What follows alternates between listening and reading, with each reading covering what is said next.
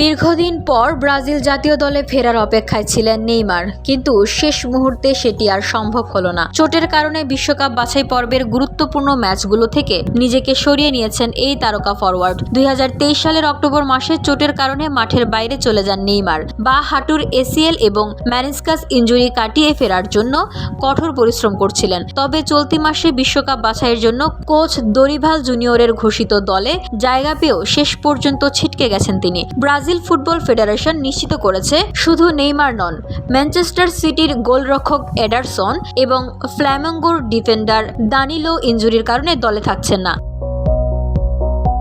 এমন পরিস্থিতিতে ইনস্টাগ্রামে আবেগঘন পোস্ট দিয়েছেন নেইমার। সেখানে তিনি লিখেছেন, ফিরতে এতটা কাছাকাছি চলে এসেছিলাম, কিন্তু দুঃখজনকভাবে আমি এখনই বিশ্বের সবচেয়ে ভারী জার্সিটি পরতে পারছি না। যারা শুভকামনা জানিয়েছেন তাদের প্রতি কৃতজ্ঞতা। সবাই জানে আমি ফেরার জন্য কতটা উদ্গ্রীব ছিলাম, তবে আমরা আলোচনা করে সিদ্ধান্ত নিয়েছি ঝুঁকি না নিয়ে পুরোপুরি সুস্থ হওয়াই সেরা হবে। নেইমারের অনুপস্থিতিতে ব্রাজিল দলে ডাক পেয়েছেন রিয়াল মাদ্রিদের তরুণ ফরওয়ার্ড এন্ড্রিক। এছাড়া এডারসনের জায়গায় লিওর গোলরক্ষক লুকাস পেরি এবং দানিলোর পরিবর্তে ফ্লেমেঙ্গোর আলেক্স সান্দ্রো স্কোয়াডে অন্তর্ভুক্ত হয়েছেন।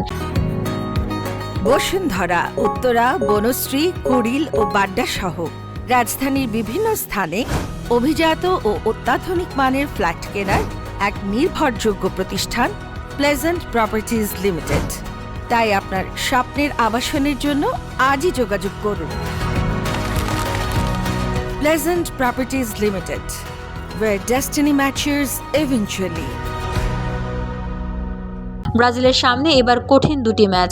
আগামী সপ্তাহে কলম্বিয়ার বিপক্ষে মাঠে নামবে সেলেসাও। 5 দিন পর মুখোমুখি হবে চির প্রতিদ্বন্দ্বী আর্জেন্টিনার। বর্তমানে বাছাই পর্বের পয়েন্ট তালিকায় 5ম স্থানে রয়েছে ব্রাজিল। লিওনেল মেসিদের আর্জেন্টিনার চেয়ে 7 পয়েন্ট পিছিয়ে। ইনজুরি জর্জরিত দল নিয়ে এই দুই ম্যাচে কেমন পারফরম্যান্স করবে ব্রাজিল, সেটাই এখন দেখার বিষয়।